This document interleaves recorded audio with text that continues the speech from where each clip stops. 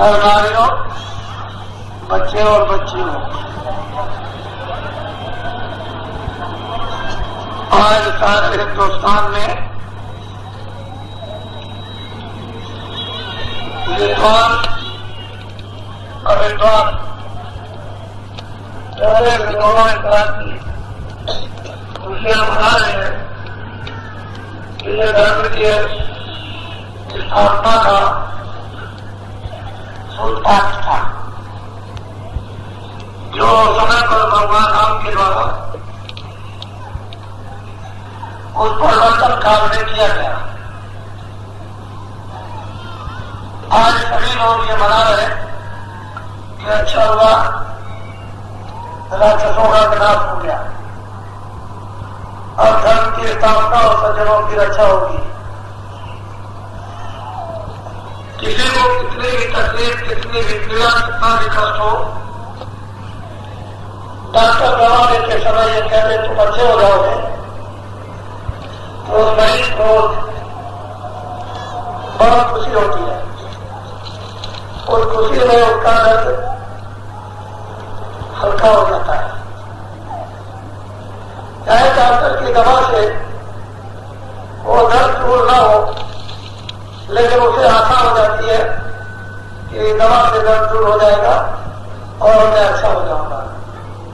इसी प्रकार से समय काल परिवर्तन के समय जो हमको पीड़ा हो रही, उसकी एकमात्र दवा महापुरुषों के पास होती है और उससे ये धीरज बढ़ाया जाता है कि वो वक्त और समय आएगा जबकि तुमको बीमारी की दवा मिलेगी और तुम अच्छे हो जाओगे। इस आशा में लोगों के चेहरों पर तकलीफ होते हुए मुस्कुराहट जाती है और आशा बन जाती है कि मैं भविष्य में हर प्रकार से अच्छा हो जाऊंगा। यह बात सच है कि महापुरुषों का संकल्प कभी मिथ्या नहीं होता और उनके संकल्प का निशाना कभी चूकता नहीं। और संकल्प का जो निशाना बना लेते हैं वो साक्षात सदैव ही हमेशा खरा और सच उतरता रहा और भविष्य में भी ऐसा ही होगा। हम लोगों को जो शक्ति अवतरित अपने अपने हृदयों में होनी चाहिए, आपको उस शक्ति की प्रतीक्षा करनी चाहिए कि उस शक्ति का अवतार मानव के हृदय उस महल में हो जाए और वो महल रोशन प्रकाशमान हो जाए। ये हम लोग उन महापुरुषों की थोड़ी सी होशियारी के साथ और उनके शब्दों को ध्यान से सुने तो इसमें कोई चीजें असंभव नहीं, सभी चीजें संभव है और होती चली आई। मैं तुम्हें उस राम के इतिहास का थोड़ा सा एक संकेत देता हूं कि जब वो रामेश्वर और लंका में जाने का पुल बनाया जा रहा था तो वहां कोई मजदूरों का काम नहीं था और कोई भी भक्तों का काम था। जिन्होंने समुद्र को पार दिया और पुल बना करके उतर गए, ये कोई मामूली काम नहीं था, ये मजदूरी का काम नहीं था, ये भक्ति का काम था। जब भक्ति का काम, भक्ति की सेवा होती है तो सभी काम सिद्ध अंतों और बाहर हो जाते हैं और इन्हीं के बल से भगवान राम ने, इन्हीं के बल से भगवान कृष्ण ने जो भी काम समय पर किया वो सब कर्तव्यों का जो है, लेकिन इतिहास उनका बड़ा लंबा चौड़ा है, उसकी व्याख्या बड़े विस्तार की है और समय के अभाव से व्याख्या नहीं हो सकती। लेकिन संकेत में आपको ये बातें जान लेनी चाहिए कि ऐसा परिवर्तन में होता चला आया और होता चला जाएगा। युग के परिवर्तन में बीच में कई परिवर्तन होते हैं। सतयुग के बीच में सतयुग और त्रेता के, सतयुग समाप्ति और त्रेता के प्रारंभ में बहुत से परिवर्तन हुए और त्रेता और द्वापर के बीच में बहुत से परिवर्तन हुए थे और द्वापर और कलयुग के बीच में बहुत से परिवर्तन हुए और कलयुग में भी बहुत से परिवर्तन हो गए। उन युगों के इतिहास का और महापुरुषों के उस प्रकार ज्ञान का वास्तव में सही लोगों के सामने रखा जाए तो क्यों करते हो, सबको समझ में आया था। लेकिन हमारे पास में आज क्यों उलझन है, इस पेट के लिए हम लोग दीवाने और पागल हो गए। ये मेरा पेट किस तरह से भरेगा, सारा ज्ञान, सारी शक्ति, सारा धर्म और सारी सत्ता और सारा प्रेम, सारी मानवता केवल पेट पूजा के लिए इसमें विलीन कर दी। इसलिए महापुरुषों के समय समय काल और सारी शक्तियों के बच्चों का हमको ज्ञान अब रह नहीं गया और न उसका ज्ञान हमको हो सकता है, उसके लिए समय लगेगा।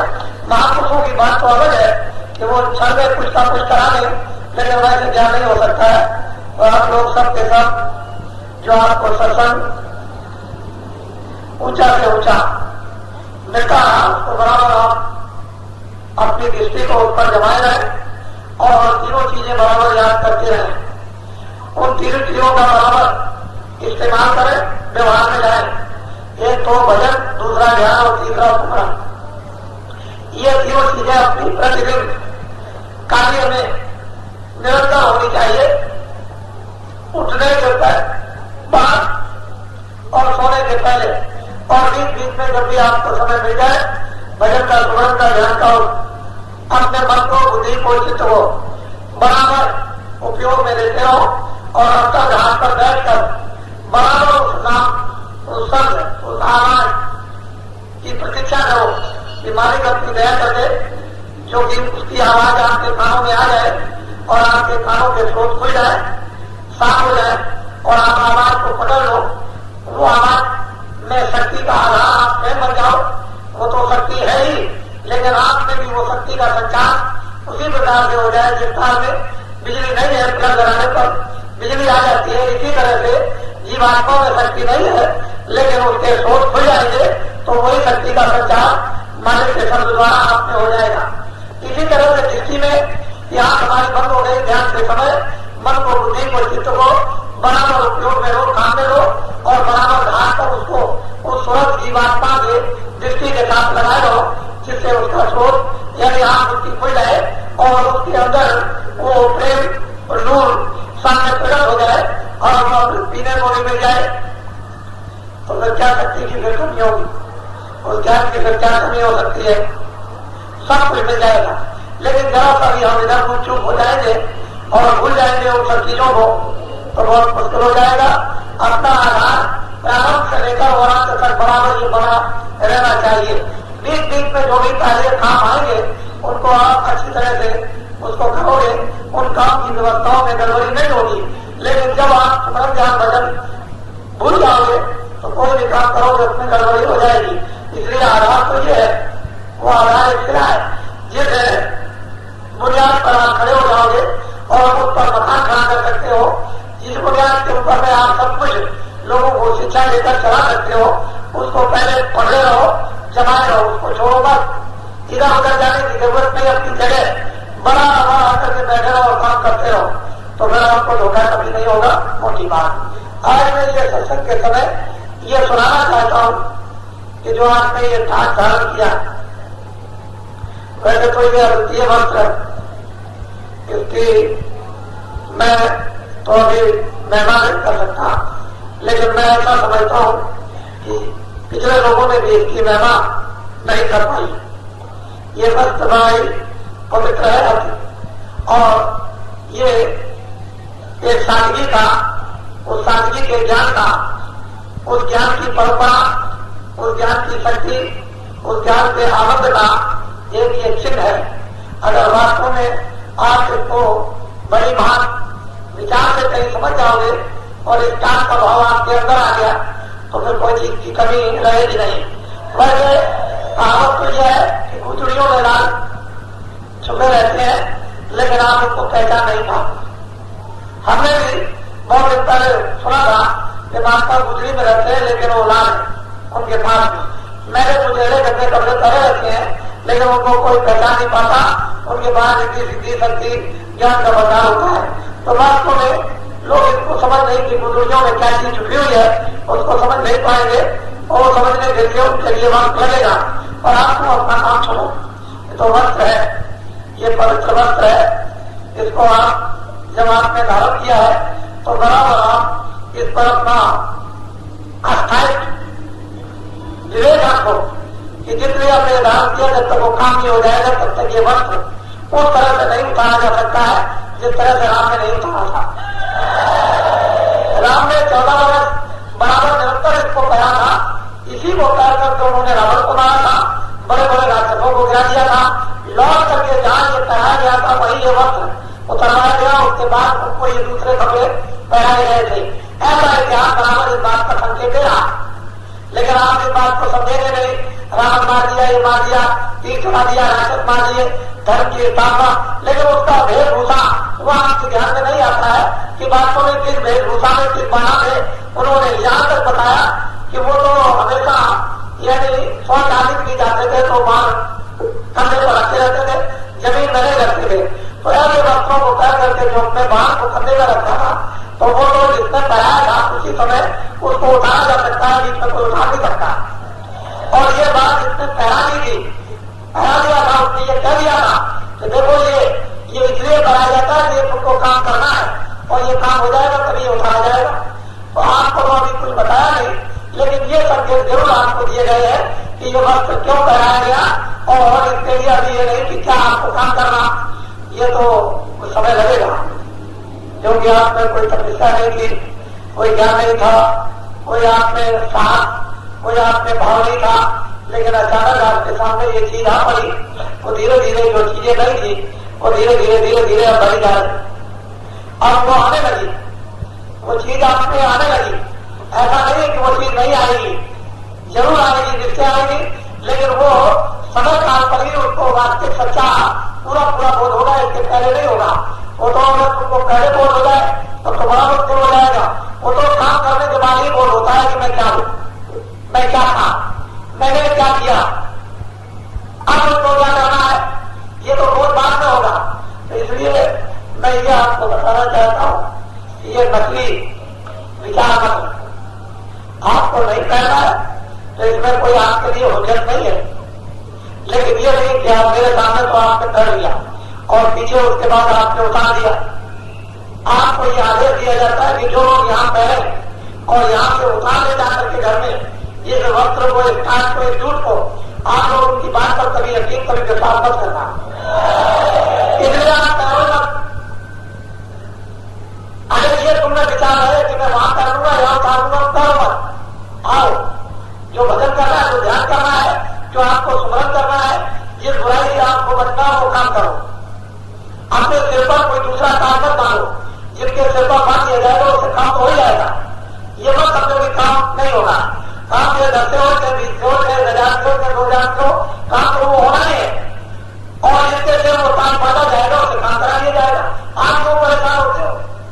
आप में ये कमी क्यों आती है कि यहाँ करते हो, वहां उतार देते हो, वहां करते हो, यहाँ उतार देते हो? कुछ नहीं, जो अंदर रहा था, अंदर कोई करवा नहीं कर रहा है आपको, कोई क्या कर रहा, जो करो उसका नहीं करो और मत करो, फिर करो मत और चीजें, और अगर नहीं करो तो चीजें करो, कुछ होगा क्या जरूरत है उसकी, क्या हो सकता है?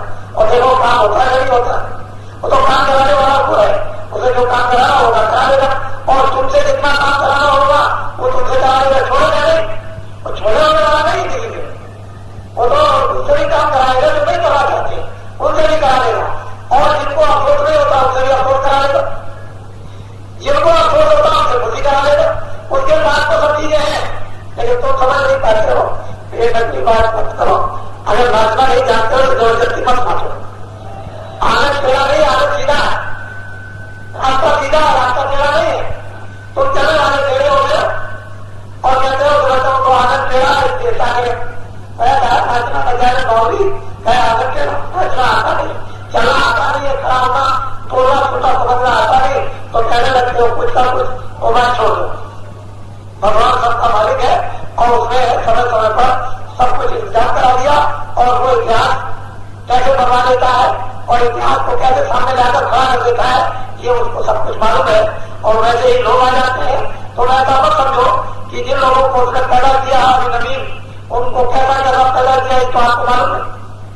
मैं इतने दिन से चिल्ला रहा हूं, कोई खाने तो था नहीं कि तुम समझते हो कि बाबा जी पागल है, वो चिल्ला रहे हैं कि तुम होशियार हो जाओ, और कौन कौन कैसे कैसे लोग पैदा हो गए और भगवान उनमें क्या क्या करेगा, ये तो आपको मालूम आती नहीं। लेकिन ये कही पर ये देखो कि परमात्मा की क्या दया है कि कैसे वो भाव, कैसे देखना, बोलना, सुनना, समझना किस तरह का, वो एक तरह का एक लहर लोगों के अंदर प्रवेश करा और किस तरह से परिवर्तन होगा, ये अनुभव करने की जरूरत आवश्यकता है। और आप सत्संग सुन लो, ये जीवात्मा दोनों आंखों के बीचों बीच बैठी है। बड़े ध्यान से सुनना, ये दोनों आंखों के बीचों बीच जीवात्मा बैठी है, जिसको सूरज कहते हैं, या जिसको जीव कहते हैं, या जिसको लोग आत्मा कहते हैं, या जिसको रूह कहते हैं, या जिसको सोल कहते हैं, ये दोनों आंखों के बीचों बीच अंदर में बैठी है। उसमें आंख भी है, उसमें कान भी है। सुनने वाले उसमें कान है और देखने वाले उसमें आंख है। और शरीर में अलग से चर मांगे दो है, कान भी सुनने वाले दो अलग है, और आंख भी है दुखी अलग है, और सुनने वाली नाश्ता भी अलग है, लेकिन उसके अंदर अलग। इसलिए उसमें एक कान है और एक आंख। शरीर में दो कान है और दो आंखें हैं, तो आप तीन आंखें और तीन कान हो गए। इसी तरह से जीवात्मा में एक नाक है और शरीर में दो नाकें, तो तीन नाक हो गई, तीन कान हो गए और तीन आंखें हो गई। और तुमने ये जीवन में कभी नहीं सुना होगा कि उस जीवात्मा में भी नाक है, उसमें भी आंख है, उसमें भी कान है, बाहर से है वो अंदर से भी है। असली चीज यह है कि उस पर आत्मा आ गया और वो बंद हो गए, कान भी बंद हो गए, आंख भी, नाश्ता भी बंद हो गई। नहीं तो सुगंधी का समुद्र, सुगंधी का भंडार अंदर में भरा हुआ है, और वहां तो जैसे जैसे पर सुगंधी बढ़ रही है, लेकिन वो सुगंधी आपको क्यों नहीं मिल रही जब तक नाश्ता नहीं खुलेगी? क्यों इतनी सुंदरता है जब तक आंखें नहीं खुलती है तब तक वो सुंदरता, इतने प्यार की बोली उसकी क्यों नहीं सुनने को मिलती है? कान तुम्हारे बंद हो गए, अगर वो कहीं सुनने को मिल जाए तो तुम दुनिया भूल जाओ, इसका प्यार कहीं है ही नहीं, ऐसी सुंदरता कहीं है ही नहीं, आंख खुल जाए, और ऐसी खुशबू कहीं है ही नहीं, कहीं आपकी नाक खुल जाए।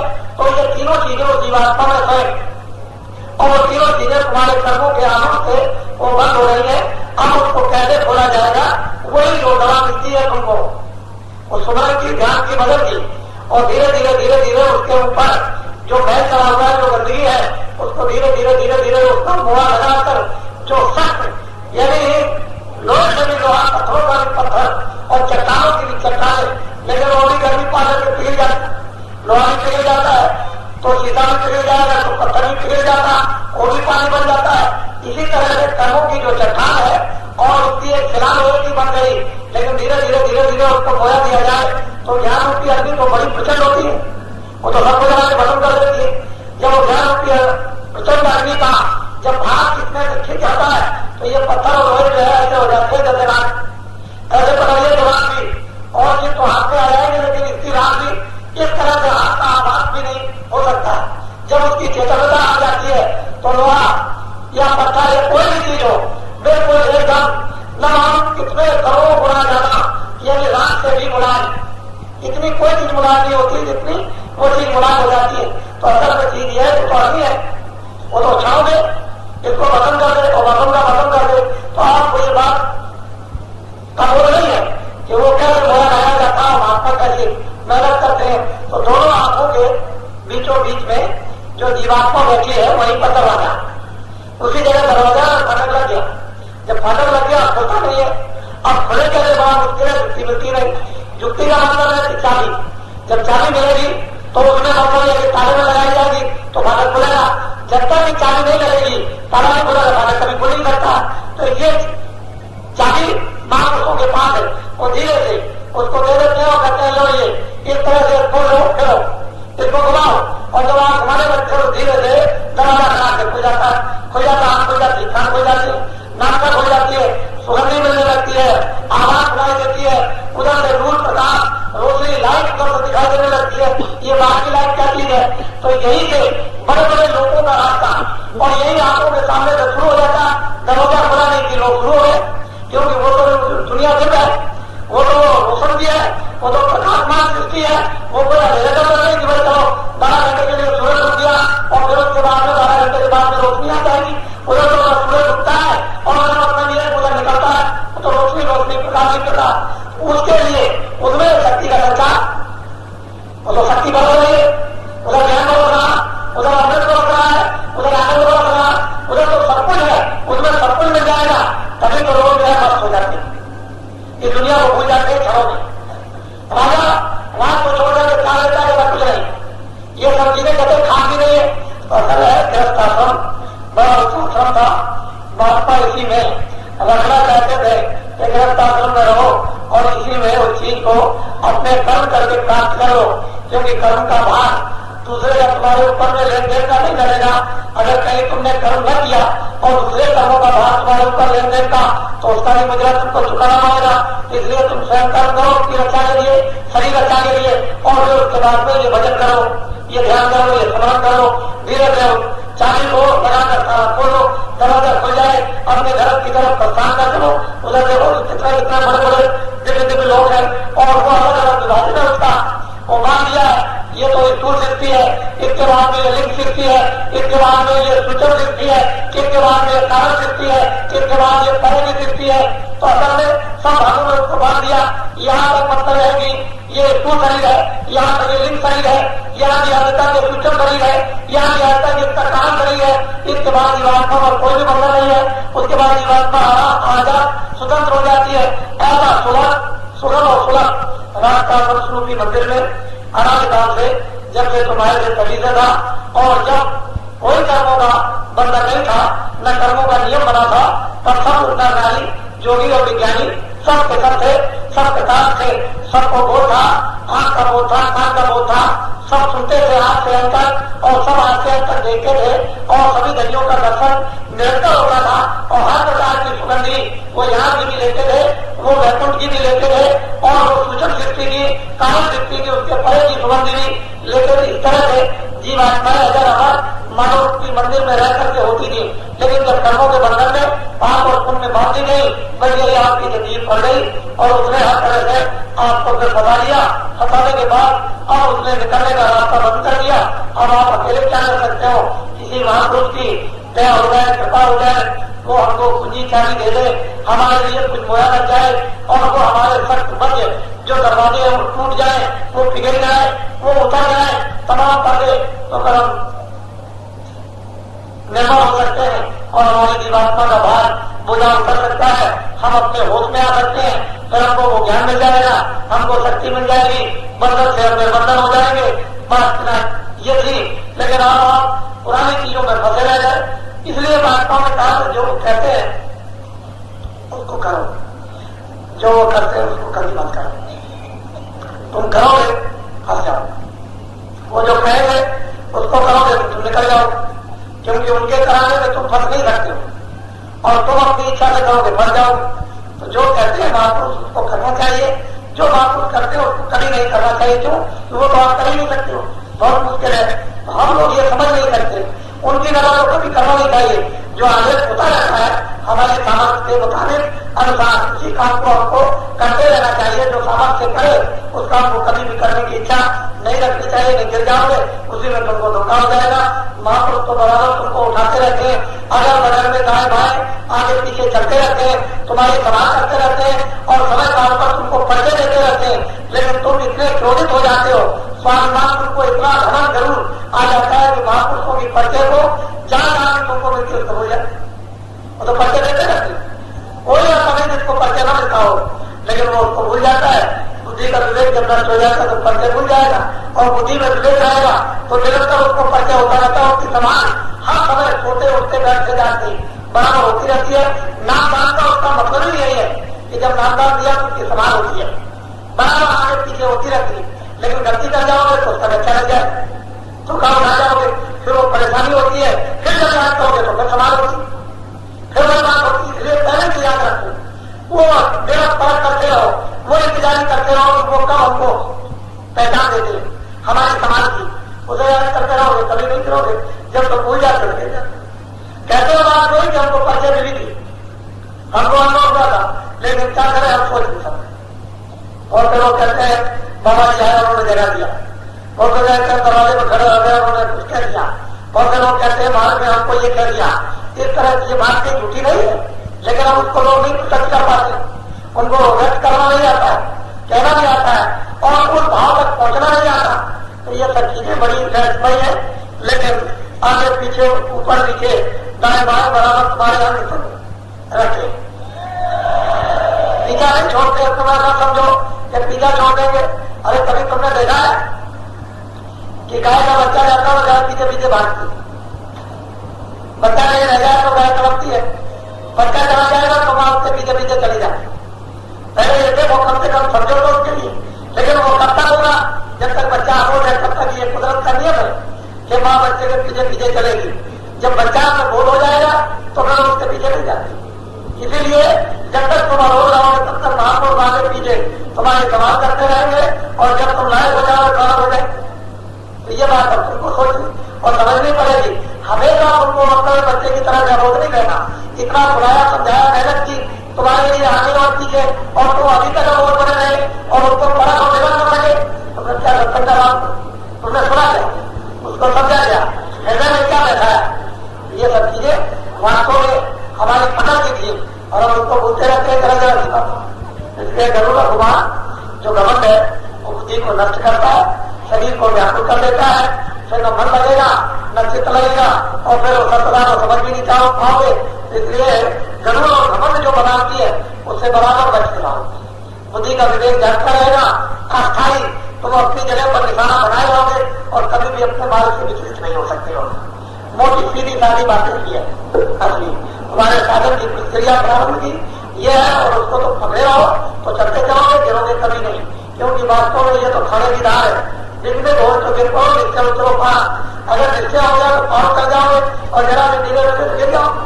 खाने की दाल है, लेकिन उस पर भी तुमको और वहां को संभालते रहते हैं बराबर। फिर वो संभालते जब तुम गिरते भी रहते हो तो उठाते रहते हैं, फिर उसमें तुमसे कोई बढ़ भी जाता तो जाते रहते हैं।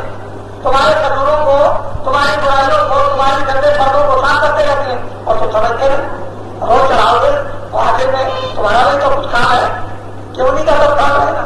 अरे ठीक है तुम मेरे कभी भूल हो गए, दो कभी हो गए, क्या कभी हो गए, लेकिन अब तुम बार बार निरंतर हर बात पर भूल करो तो तुम्हारा काम क्या। फिर मानो तुमको जो आजादी रखता है ना उसका क्या काम है, बुद्धि का क्या विवेक है, फिर कुछ नहीं रहेगा, फिर कुछ तुम्हारा नहीं है। उनका जो है तो ही अपना काम करते ही है, वो तो सर्वदा करते रहेंगे, करते हैं बराबर नहीं करते रहे कैसे काम चलेगा। और तुम्हारा भी तो कुछ काम है, तुम भी अपना कुछ समझो कि मेरा भी कुछ काम, मुझे भी कुछ समझाया, मुझे भी कुछ बताया है, मेरा भी कुछ अधिकार रहता है, तुमको भी करना चाहिए। मोटी सीधी सादी बात है। तो ये होली का एक ऐसा त्योहार आता है कि हम लोग पहले समय में ये गंदी चीजें नहीं खेला करते थे। ये कूड़ा कचरा पहला ये नहीं फेंका करते थे, कूड़े कचरा पहला जो अंदर रखा होगा इसको बाहर निकालते थे। ये कूड़ा कचरा मोरी का नहीं कि तुमने ये उठाया मोरी वाला और तुमने दूसरे के ऊपर मार दिया, ये नहीं, अंदर का कूड़ा कचरा फेंका जाता था।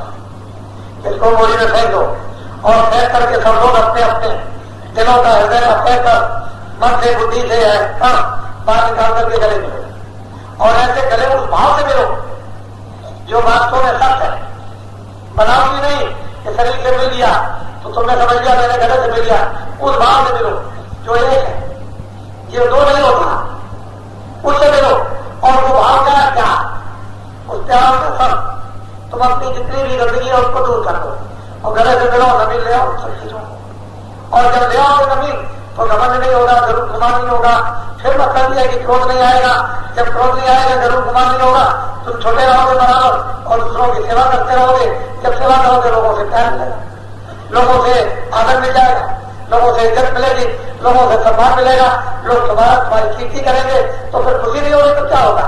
ये सब चीजें खुशियों की थी और इसी से आत्मा जागती थी, इसी से अपने सत्य को पा लेती थी, होश में आकर के चेतनता को प्राप्त कर लेती थी। लेकिन अब आपने इन त्योहारों को सोचना समझना छोड़ दिया, इसलिए ये दशा हमारी हो गई। हमारे भी गंदगी इकट्ठी करते हैं, अंदर की बात निकालते नहीं है और बस फेंक देते हैं, और फेंक करके वैसे के वैसे जानी दुश्मन एक दूसरों के विचारों के लगे रहते हैं। तो वाणी से भी, हाथ से भी, कानों से भी, हाथ पैर से, मन से और बुद्धि से भी बुरा भला बराबर निरंतर करते रहते हैं। लेकिन जो दृढ़ता आप में आनी चाहिए थी कि जो कूड़ा कचरा जमा कहीं भूल भाल में क्या ज्ञान में हो गया उसको बाहर निकाल दो, और अब आने नहीं दे रहा और नवीन सृष्टि बनाते रहते।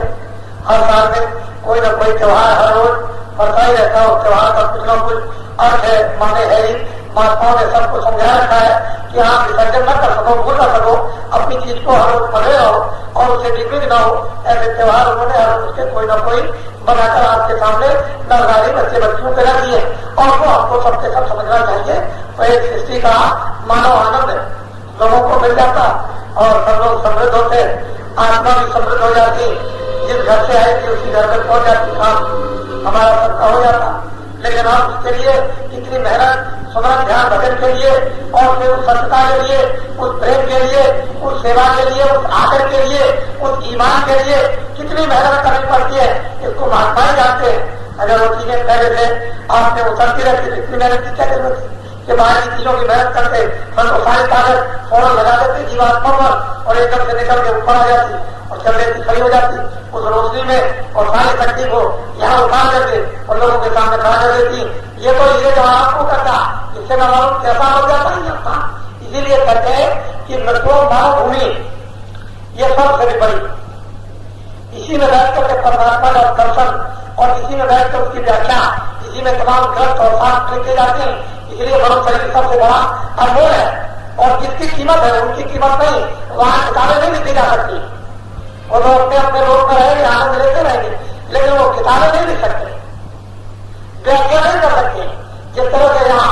इसलिए बिल्कुल अपने मानव शरीर सबसे श्रेष्ठ और सबसे ऊंचा है, और इसी में बैठ करके सब लोगों ने आग और अंत तक का सब कुछ उन्होंने देखा और पाया और सब कुछ लिखा है, यही जगह जाते हैं।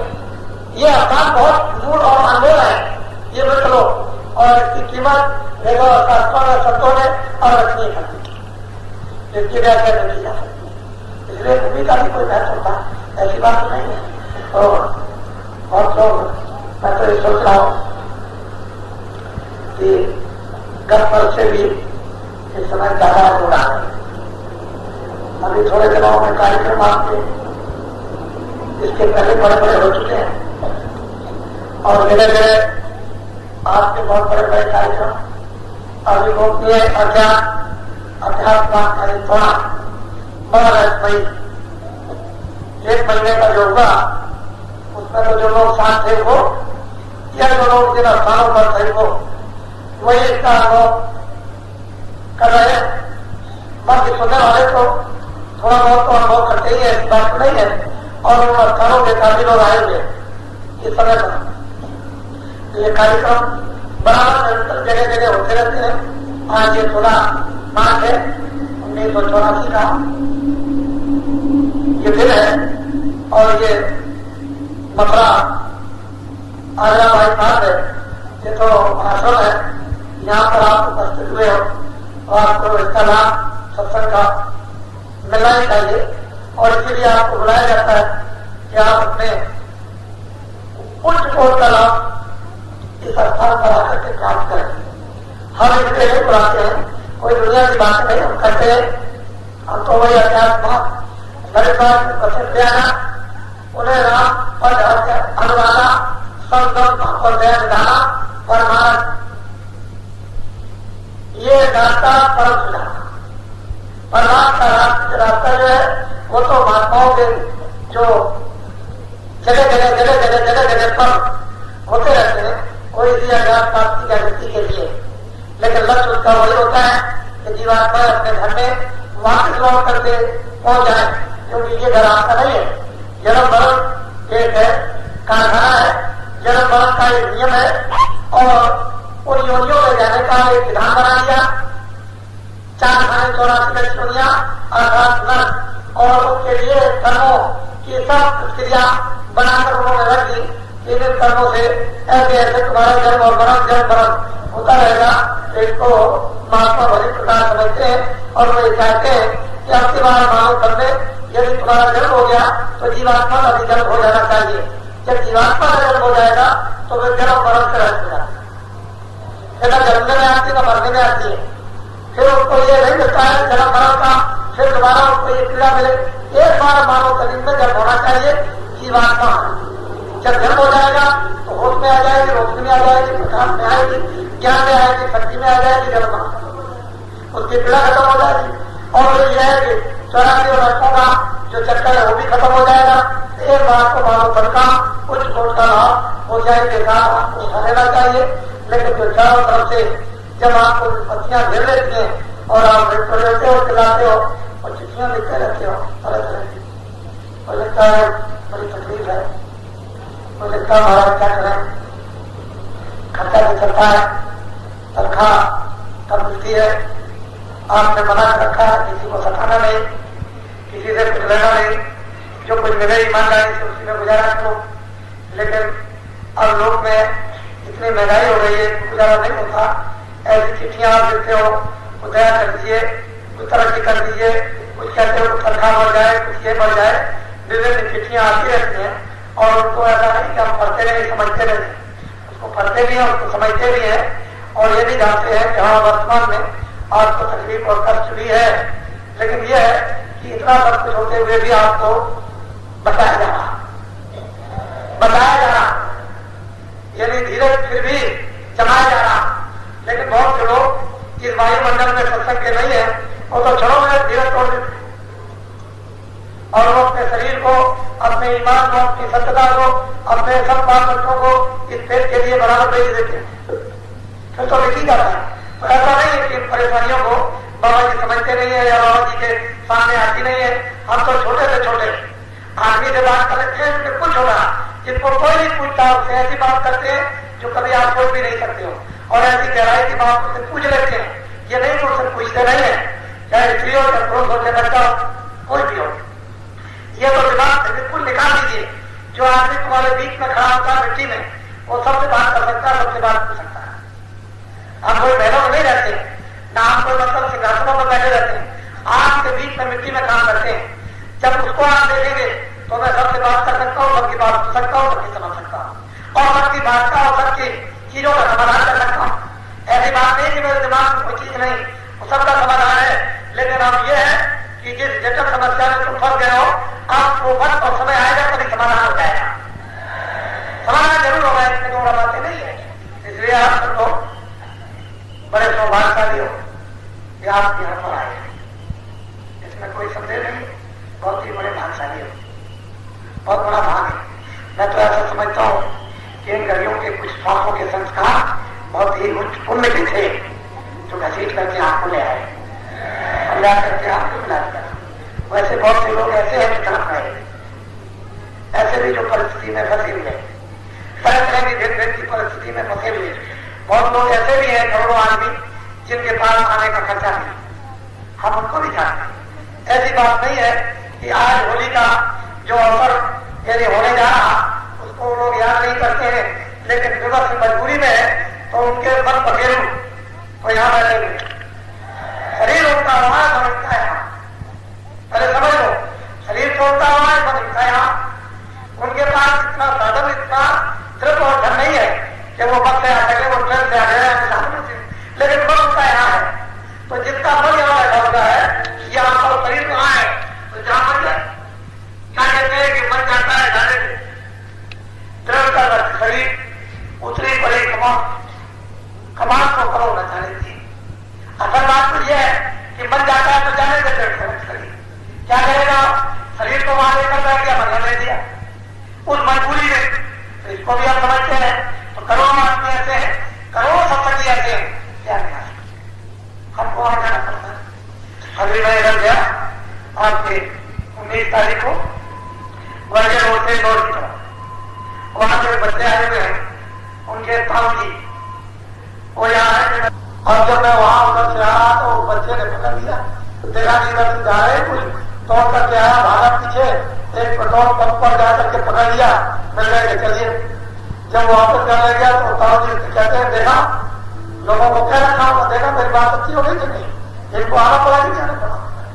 ये देखिए, मेरे कहने का मतलब यह है कि संकल्प कितना सच्चा और पक्का होता है, उसको देखने की जरूरत है कि हमारी इच्छा न होते हुए भी अचानक में गौरव करना और उनकी इच्छा पूरी करनी पड़ी। और वो कहते हैं कि देखो हो गया, तो इसी तरह से जाना पड़ता है। ऐसा मत समझो कि हम कमजोरी में है तो हमारे यहाँ कभी नहीं आएंगे। ये कभी बेचारे इसको खत्म कर दो, या तो तुमको बुला लेंगे तुम्हारे पास पहुंचाएंगे, कुछ ना कुछ करेंगे, कोई ना कोई उदाहरण बिठाया जाएगा। तो ये बड़े उम्मीद और पवित्र तुम्हारे इन घड़ियों और पासों के भाग हैं जो आप यहाँ पर गए पुराने उपस्थित हो गए, एकत्रित हो गए, और जो बातें आपको समझाई जाए उस पर बराबर पूरा बंद करो। जो आपको आशीर्वाद मिलेगा वो तो सामूहिक मिलेगा, उसको घबराने की जरूरत नहीं है। पहले आशीर्वाद का आप ध्यान रखो जो आपको दिल्ली में 24, 25, 26 अक्टूबर 83 में दिया गया था। कितने लोग वहां पर गए थे, वो दिया गया था, उसका तुम अनुभव कर लो कि वो आशीर्वाद फला फूला कि नहीं। इसी तरह से एक एक चीज का अनुभव करते चले जाओगे कि वो आशीर्वाद, और उसी प्रकार से आपको आशीर्वाद मिलता चला जाएगा। लेकिन आपको सब चीजें ध्यान में रखनी चाहिए बराबर, और वो प्रभु के आशीर्वाद का एहसास अपने को निरंतर उसके उस आशीर्वाद का गुणगान गाते रहना चाहिए। अरे भाई तुम तो भाई हो, राई के पर्वत करके क्या मानो, तुम तो कर हो, कर से क्या मत बना दे। अरे जिसमें कुछ नहीं है उसको सूरज बना दे, वो चमका सकता है, उसमें तो मालूम कितनी बुझाए, कितनी उसमें आंखें, तुमको तो ये बात मालूम नहीं कि क्या करेगा क्या नहीं करेगा। तो यही बात सोच करके उसके गुणगान, वो जो अंदर में उसका नाम मिल गया, उसका रूप मिल गया, उसका स्थान मिल गया, उसकी आवाजें आपको मिल गई, निरंतर उसका गुणगान गाते रहो। और मैं बराबर उसी के लिए आपको भरसक कोशिश करता रहता हूँ कि आप उसका विश्वास कर लो, तुम्हारे चित्त में बस जाए, तुम्हारे मन में बस जाए, तुम्हारे दृष्टि में बस जाए, तुम्हारे अंदर उतर जाए, तुम्हारी आंखें खुल जाए, तुम्हारे कान खुल जाए, तुम्हारी नाक खुल जाए, तुम्हारा फाटक टूट जाए।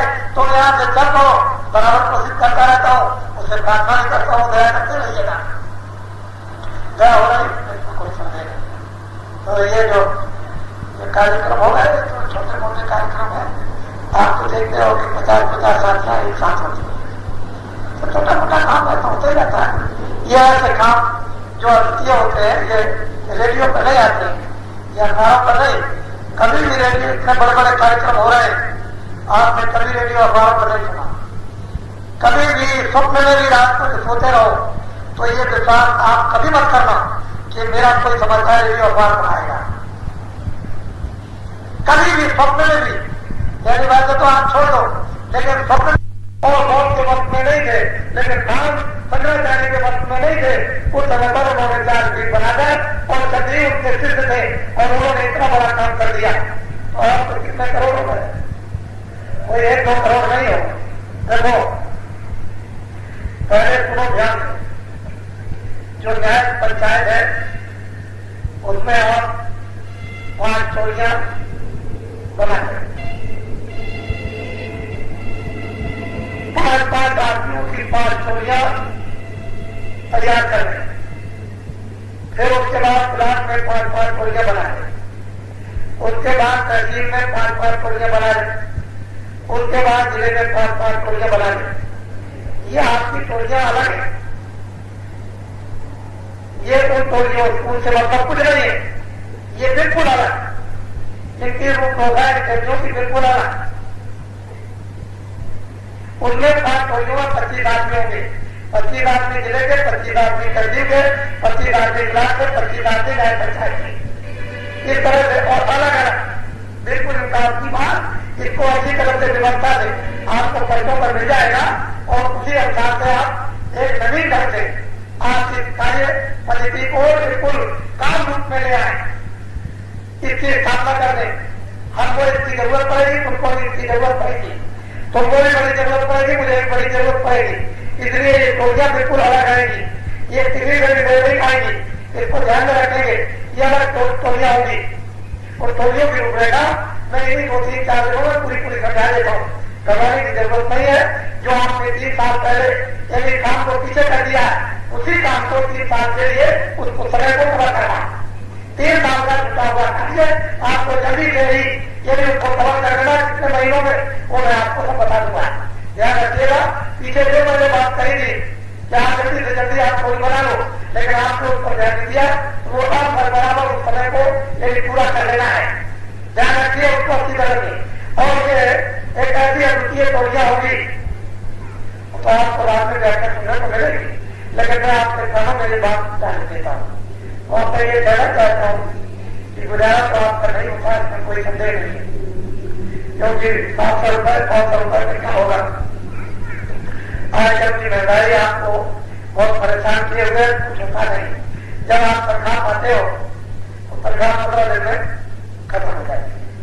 बहुत खेल खान करके तो 10-10 दिन को 3 भागों में बांट दो, तो जब तनख्वाह मिलती है तो 10 दिन तो आप कांग्रेसी हो जाते हैं। जो घुमाओ वो खर्चा करो, तो आप ये करो, वो करो, वो करो, वो करो, उसको में खाओ, ये खरीदो, वो खरीदो, 10 दिन को कांग्रेसी और 10 दिन आप सोच रहे।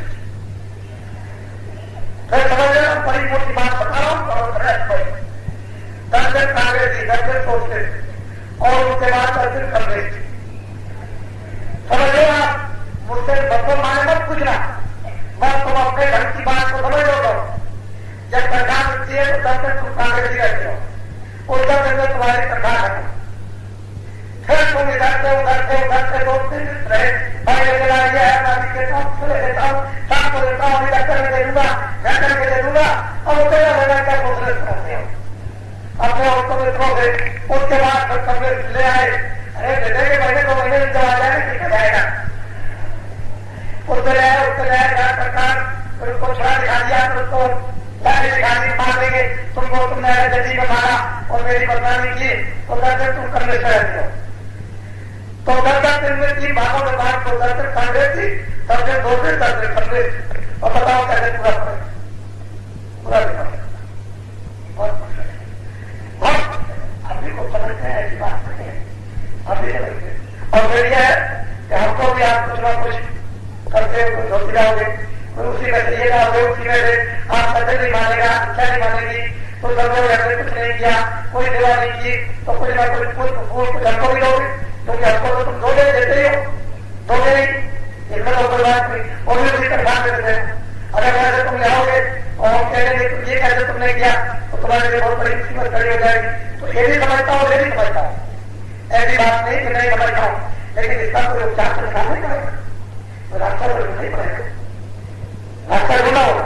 हमने अपने जमाने में देखा है, जब 3 रुपए तनख्वाह मिलती थी एक प्रकार की हो, तो वो गाँव बच्चों को यानी घी भी खिला देता था, दूध भी पढ़ा भी देता था, लेकिन आज हमें महीने हो जाता 2.5 रुपए में पूरा परिवार का पालन पोषण करता था, और आज हमें बता देता था कि महीने में 4 बता देता था, और वो 4 में मतलब 1000 रुपए के बड़ा जो बचाता था, और कुछ नहीं लाखों रुपए निकाल कुछ नहीं। देखिए कितने भाव का अंतर हो गया, 4 में वो 1000 रुपए के बराबर और लाखों रुपए 1000 रुपए के बराबर, तब फर्क हो गया। हमने वो भी जमाना देखा, 10 रुपए के जब जमाना में तभी देखा, जब 15 रुपए तनख्वाह मिलती थी जब भी देखा, और मैं आपको बताता हूँ 42 रुपए एक मास्टर को यानी 25 रुपए की तनख्वाह मिलती 42 में, और रजिस्टर भाग के आप देख लीजिए तो 25 रुपए और 20 रुपए को तनख्वाह मिलती थी, और 42 में यानी 15 रुपए की एक मास्टर को तनख्वाह मिलती थी, और उसी को देख लीजिए।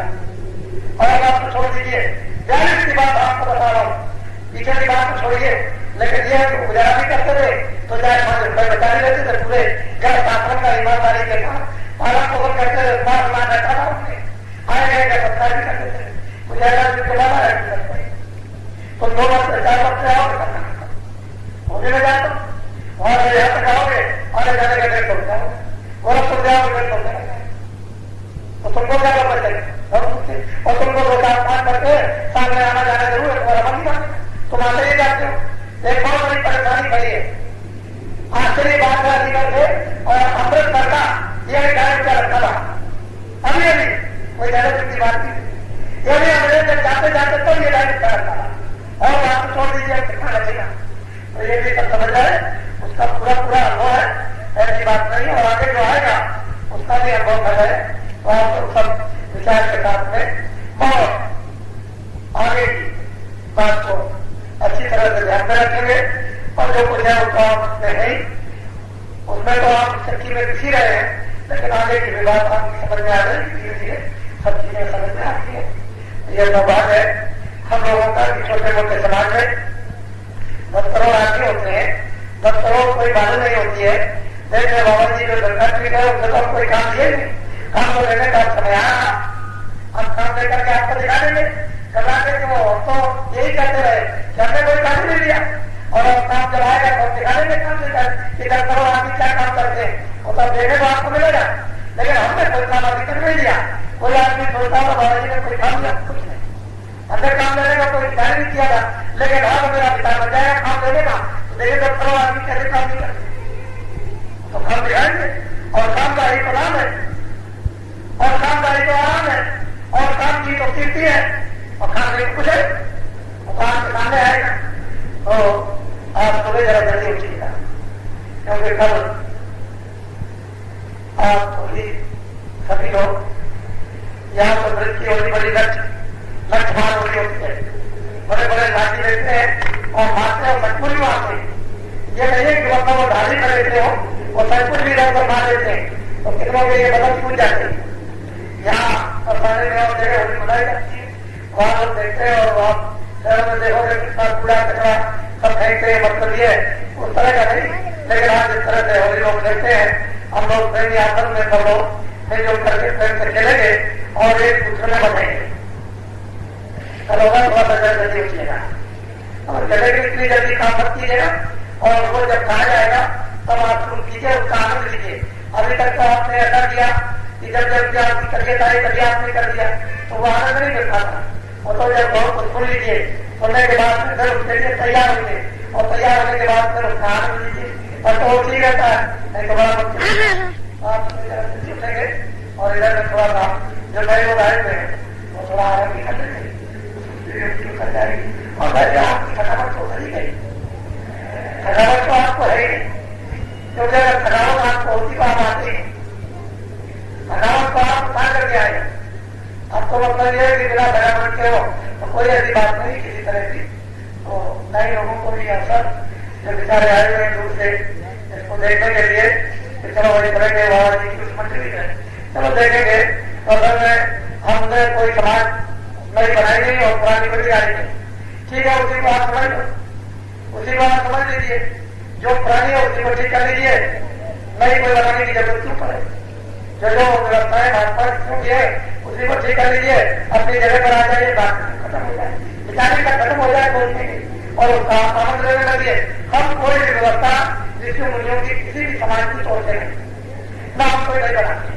जो पहले की है उसी को हम सुलझा देते हैं और हम चाहते हैं उसी को याद कर लो, उसी का आनंद लेने लगो, तो बात सब अपनी जगह पर आ जाए, सब धर्म की संस्कृति दूर हो जाए। और ये लोग सब परेशान ये सब देखते हैं तो सब गला मिलाते हैं कि बिल्कुल ठीक बात है, ये बिल्कुल ठीक ठाक होगा और ऐसा ही काम सारे संसार में होगा नहीं। ये अक्सर क्या भाव को समझते हैं, लेकिन अब क्या करें मजबूरी में बात समझ में जब आ जाएगी, पास में आओगे तो सब ठीक हो जाएगा। पास में नहीं आते वो संकोच में बंधे रहते हैं। इतनी तंत्री है यदि समाजों के इतने यदि संकीर्ण उनके इतने विचार बन गए कि वो आलोचना करते हैं, उनको बिल्कुल आलोचना से जर्जर कर देते हैं। उनकी व्यक्ति का क्या आलोचना क्या है, तो बड़ा भाई करता है, इसमें आलोचना किसी की काम करती नहीं, उनकी आलोचना आवाज नहीं करती है। क्या करें, कुछ नहीं कर सकते। इतना बड़ा दायरा बना लीजिए कि किसी की आलोचना तुम्हारे ऊपर कोई असर करेगी, वो एक आलोचना करेगा, तुम सब उसके हजार समर्थन करो, बात करोगे। सत्ता का समर्थन भी तो कोई समर्थन है, आलोचना झूठी आलोचना और समर्थन सत्ता समर्थन, उसका समर्थन करोगे तो वह पर यह सबको आराम मिल जाएगा। झूठी आलोचना करोगे तो तकलीफ होगी। और ऐसा हमारे में क्यों क्यों ऐसा आप संगठन पत्रों पर आपसे अच्छा बनाए काम हो जाएगा आपका। अच्छा तो आप लोग सबके सब बोलो जय गुरुदेव। देखो 18 तारीख को तो इस सड़क पर जो पैदल 24 मील जो ऊपर यात्रा करेंगे बर्फ के लिए, वो बिना चक्कर बढ़ाने को जाएगा नहीं। जब वो जाने का प्रस्ताव होगा तो उन सबको जाने वालों को चक्कर लगेगा, लेकिन जो यात्रा में नहीं जाएंगे उनको जाएंगे, उनको नहीं लगेगा, उनको चक्कर लगाने की जरूरत नहीं है। आवाज सब बात नहीं समझ पाओगे। तो जो लोग पैदल यात्रा जाएंगे यहाँ से 24 मील, वो मैं कल बता दूंगा कि क्या बजे चलोगे। 18 तारीख को बोले और बड़े आराम से बैठते उठते बैठते चलते बोलते चाहते बात करते और शहर तक पहुंच जाओगे। ये मैं मैंने संगम बनाएंगे, कोई जाएगा नहीं, जो भी जाना चाहेंगे और जाओ तो उधर जाओ, अजार जाओ, कितने भी जाओ, चंदा लगेगा तब जाएंगे, टीका लगेगा तब वो यहाँ से प्रस्थान करेंगे। अब वो टीके का मतलब माने के बाद में आपको समझ आएगा। अभी कुछ विचार मत करो। और बाकी जो वैसे गाड़ी से या गाड़ियों से जो जाना चाहते हैं या गाड़ियों से या मोटरों से वो मिल जाएंगे, लेकिन कलर पड़ जाएगा इनकी गाड़ियों की होगी। वो भारत उतर जाएंगे वहां और वहां उनका एक सम्मेलन हो रहा है, और दिन 2 दिन को सम्मेलन है। वैसे मैं तो सम्मेलन में वहां रहूंगा क्योंकि मैं नहीं रहूंगा तुमको आशीर्वाद कर लेगा, उसका आशीर्वाद देना नहीं तो आप उसका आशीर्वाद उनको मिलेगा नहीं। इसलिए हम लोग अपने अभी के विचार में अभी आज रात को कर लेंगे, खोल जाएगा खोल नहीं जाएगा, और जिनके साथ कोई बात बच्चे आए वो वैसी अपनी अपनी व्यवस्था करेंगे। मोटी बात बोलो जय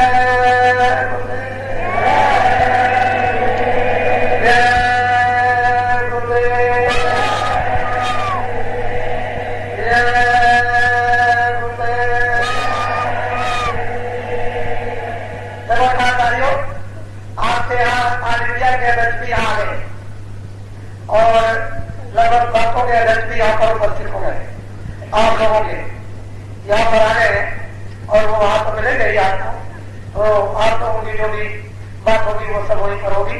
यहाँ पर आपको सबसे सत्संग मिलेगा, वहां वो सब कुछ मिलेगा।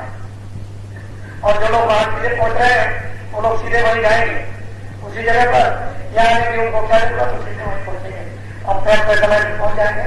तो वहां बहुत उपस्थिति होगी, वो छोटी उपस्थिति वहां पर नहीं होगी, बर्फ में बहुत बड़ी 19-20 को उपस्थिति होगी, वो तो तुमको आंखों से देखने को ही मिलेगा। तब उसका अनुमान कीजिएगा। जय गुरुदेव। देखो भाइयों, ये हमारे इंडिया में शोर बचा हुआ है, बर्फ का, ये छोटा मोटा शोर नहीं है, समूचे भारत में शोर बर्फ का बचा हुआ है। अब आपको ये सोचना है कि कोई भी रेडियो कोई भी अखबार ये देखिए आपकी जिसमें नहीं कोई समाचार कोई सूचना नहीं है, लेकिन बर्फ की सूचना आनी चाहिए, ये आप देख लीजिए, इसी से आप सोच लीजिए ये सब जगह सूचना है, तो बात है ऐसी बात नहीं। जय गुरुदेव। अच्छा है बात, जो यात्रा में जब मैं गया था 1 महीने के लिए, जो लोग आए होंगे उस यात्रा में थे, जो लोग उन लोगों की तलाश करेंगे और उन लोगों से मिलेंगे और बातचीत, और जो लोग वहां के आएंगे वो आप लोग उन लोगों को पहचानते हो, उन लोगों को आप भूल लेना, तलाश कर लेना। और मैं जानता ही भी आपको मिल जाऊंगा उनका आपके बीच में, आप उनको भी बता देना कि मैं एक स्थान था, मुझे भी याद करा देना मेरे सामने, जब आ जाओगे तो याद करा देना ना, उसी समय समझ पाऊंगा। आप इधर पर छुपे रहोगे तो ठीक नहीं है, सामने आओगे तो अच्छा रहेगा, बता देना।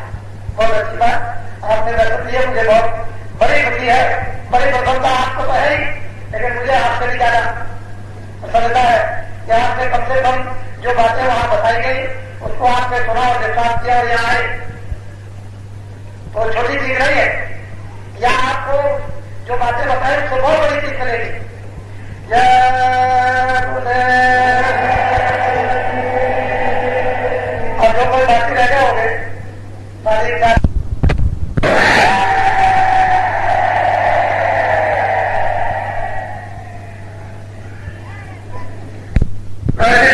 आपको